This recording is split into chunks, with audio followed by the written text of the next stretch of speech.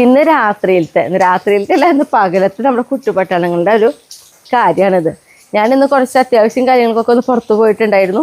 അപ്പോൾ കുറച്ച് സമയം വീട്ടിലുണ്ടായിരുന്നില്ല. അപ്പോൾ എന്നെ കാണാത്തതിൻ്റെ എന്താണെന്നൊന്നും അറിയില്ല. ഇതേപോലെയാണ് ഇവിടെ ആക്കിയിട്ട് പോണേ. എൻ്റെ ചെടി എവിടെയാ? ആവില്ല, അവിടെ കിടക്കണ്ടല്ലേ. എൻ്റെ പെട്ടെന്ന് എൻ്റെ കണ്ണിൽ പെട്ടില്ലേ. ചെടിയും ഒക്കെ പൊളിച്ചാകെ നശിപ്പിച്ചിട്ടുണ്ട്. ഇന്ന് ഇതാട്ടോ അവരുടെ വിശേഷങ്ങൾ. ഇനി ഇതൊക്കെ ഒന്ന് വൃത്തിയാക്കി ഇടണം. എല്ലാം നടക്കാൻ സമ്മതിക്കുമോ? വല്ലവരെ അറിഞ്ഞിട്ടുണ്ടോ? ഞാൻ ഇതിൽ കിടന്ന് ഉള്ളൂ. ഓ, കണ്ടിട്ടേ ഇല്ല അവൻ അങ്ങനെ ഒരു സ്ഥലം. ഒന്ന് നീക്കടാ ചെളിയാക്കാണ്ട്. എന്നെ വിട്. ഈ കുറുമ്പൊക്കെ കാട്ടിയിട്ട് എന്നോട് ആരും സ്നേഹം കാണിക്കണ്ട.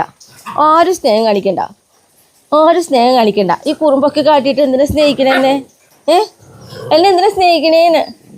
ഈ കുറുമ്പൊക്കെ കാട്ടിയിട്ട് അവൻ കണ്ട ഒരാള് ഒന്നറിയാത്ത പോലെ സുഖം കിടന്ന് ഉറങ്ങുക.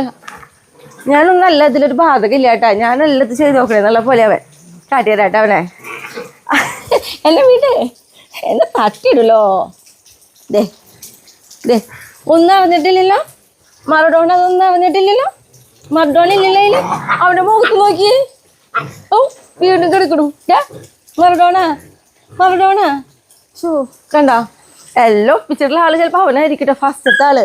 എന്നിട്ട് ഒന്നും അറിയാത്ത പോലെ കണ്ണ് ചീയുമ്പോ തുറക്ക.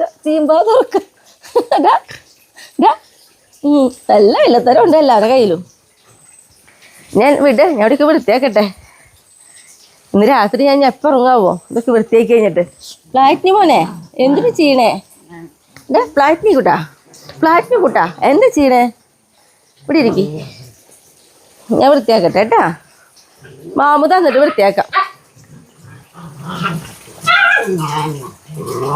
കല്യാണിക്കുട്ടി ഉടുപ്പ് വിട്. ഉടുപ്പ് വിടല്ല നമുക്ക്. വായ്യ വാ.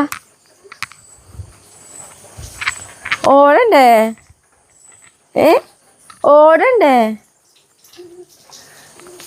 ഇന്ന് ഓടൊന്നും വേണ്ടെന്ന് ഞങ്ങൾ വലിയ പണിയെടുത്തിട്ടുണ്ടെന്ന് അല്ലേ? വാ.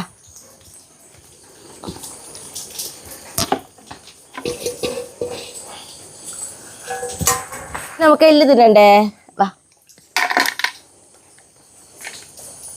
വാ എല്ല് തിന്നെ. ഭക്ഷണം കഴിച്ചു കഴിഞ്ഞാൽ ഒരു എല്ല് കഴിക്കലുണ്ട് കേട്ടോ. ആ എല്ല് കഴിച്ച് കഴിയുന്നതോടുകൂടി ഞങ്ങളുടെ ഒരു ദിവസം കഴിയും.